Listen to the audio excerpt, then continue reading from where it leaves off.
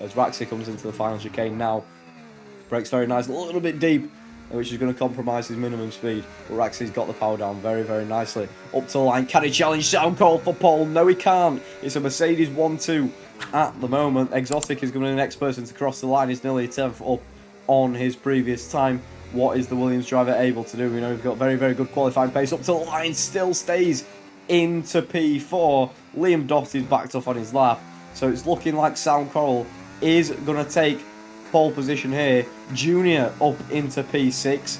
Tixie goes into P5. D can only manage into P8, but still decent lap. Hydrojax runs out wide a little bit. That's going to cost him a lot of time, but he's the last person on the lap apart from Jessek, who's actually crossing the line now. And it's a huge improvement for Jessek. Wes is going to put him into P5.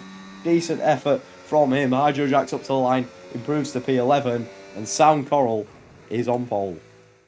For the FZR League Racing Tier 1, it's a Mercedes front row. It's lights out and away we go. They seem to get away pretty evenly, and Rax is storming up the middle of them.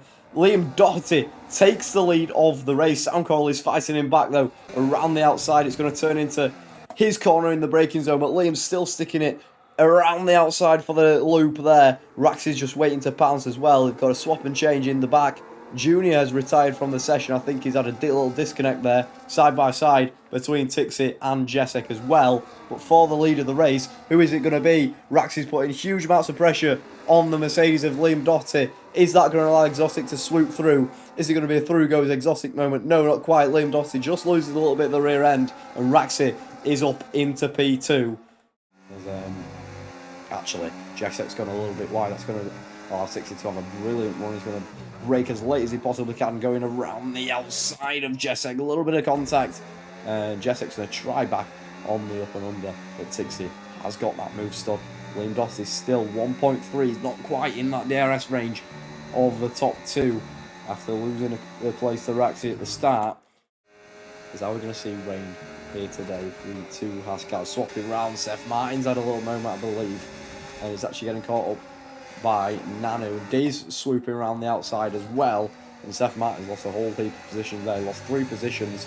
D, Nanu and Exotic along with his teammates, so 4 positions there. Make that 5 as Thunderino gets a 10-second time penalty, which is unfortunately he's going to have to serve in the pit lane. So that is very, very costly. Oh, huge moment there from D as he goes sliding into the gravel. I think it was a late move from the car ahead of him. I'm not sure we'll have to see that in the steward's room. But yeah, D flying off into the gravel and flying off into last place. You can see those guys pulling off. You see Nanu pulling off into the inside of the pit straight. Is he struggling with engine temperature? Voice has got a fantastic run on his here. He's going to send one up the inside, is he? He absolutely is. Seth Martin's going to have a fantastic view of this, so we're right on board with him. As Seth also nearly lost the rear end there a little bit. As vojtazluva is going to line up for a fantastic move here in the DRS. And he's going to get this one clear. They've lost 2 seconds to the car ahead, which is Hydrojack. Seth Martin also swooping by. It's 3 wide. I do not know how they didn't make contact there. As Seth Martin is swooping past as well. As Nanu losing the rear end on that one again. And Connor's going to have a fantastic run. Once again, here we go. There's going to be another bit of contact there between the two. As there we go. The first driver into the pit lane is Seth Martin. He's got himself a 10-second time penalty. It's inevitable.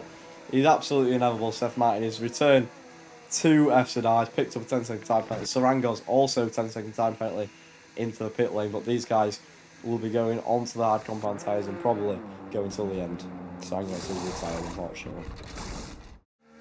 Yeah, absolutely. So top 4 still to box. I'm surprised the mediums have made it this far, to be fair. I'm surprised they're keeping going. Lap 11 out of 26, so we've got a hard stint left to go in this race. It's looked pretty gloomy the entire time, but no signs of rain with everybody going onto the hard compound tyres. Tier 2 at the moment, we've got Sneaky Guy versus Hydro Jacks, and there's been 7 races.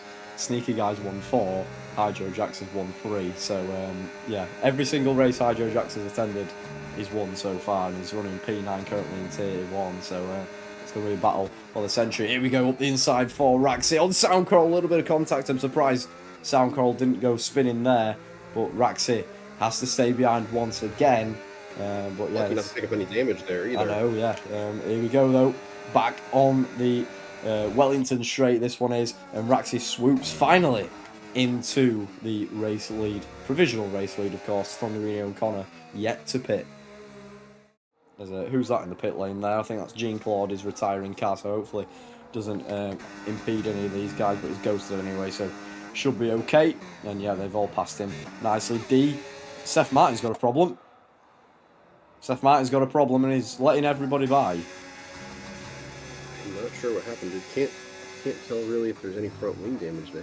Oh, a bit of fighting behind as well with Seth Martin's teammate on the back of Nanu. He's going to try the up and under, and Nanu's had a bit of a slide again. We saw that a couple corners ago, or a couple laps ago, sorry, and it's cost him this time. Thunderino as well, getting past D, and I don't know how D does it right.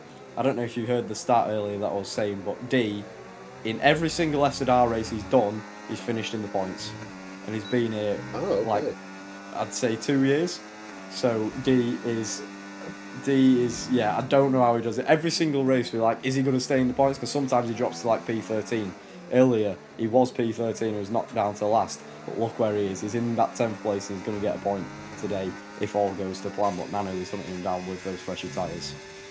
Redeemed the commentators because the next corner, they also got a penalty. It's like some weird voodoo stuff.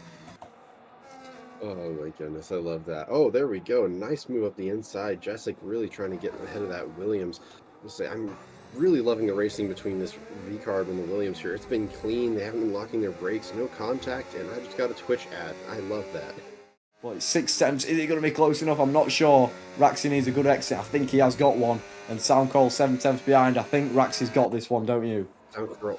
Yeah, absolutely. I don't think Soundcrow quite got it. Just losing it there in that second sector. Just was not quite able to keep up the pace. Thunderino actually getting a 3-second penalty. But that doesn't matter because D is 5 seconds behind. But yeah, Raxi looks like he has sealed this race. I'm honestly astounded. Soundcrow, during that first sector, got that gap way down, getting it down to almost 3/10, but just messing it up there, going down the back straight, just not getting his exit right. And there we go. The Aston Martin wins the Silverstone Grand Prix after a great race, a well-managed strategy, and ultimately that Mercedes duo not able to claim the 1-2 that they had at the end of qualifying, but still a great race that was driven from them. I gotta say, I'm pretty impressed. Absolutely. Connor as well in P7, Exotic in P6, Jessek getting a good result in P5, vojtazluva finally scoring some points in P8, Thunderino decent recovery after that 10-second time penalty, and D gets that P10 and continues his point scoring streak in fzrr with a P10. Brilliant stuff from D there. But yeah, Raxi on top once again. Sound Coral in P2, a 2-3 for Mercedes as well.